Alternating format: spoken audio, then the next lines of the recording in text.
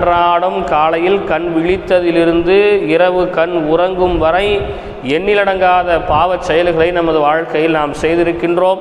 அவை ஒன்றொன்றாக யோசித்து நாம் ஆயுள் காலம் முழுக்க அல்லாட்ட தௌபா செஞ்சாலும் அந்த பாவத்தினுடைய எண்ணிக்கைகளை நம்மளால் சொல்லி முடிக்க முடியாது. அதனால தான் அல்லாஹ் தஆலா இந்த மனிதனுடைய எல்லா பாவமும் அந்த நோன்பு நேரங்களில் ரமலான் நேரத்தில் மன்னிக்கப்படணும் அப்படிங்கிறதுக்காக யார் நோன்பாளியாக இருக்கின்றார்களோ அவர் நோன்பு திறக்கின்ற வரையிலும் அவருக்காக கடலில் இருக்கக்கூடிய எல்லா மீன்களும் பாவ மன்னிப்பு தேடுது.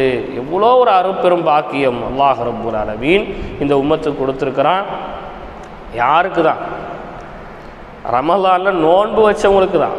என்ன ரசூலுல்லாஹ்வுடைய வார்த்தை என்ன?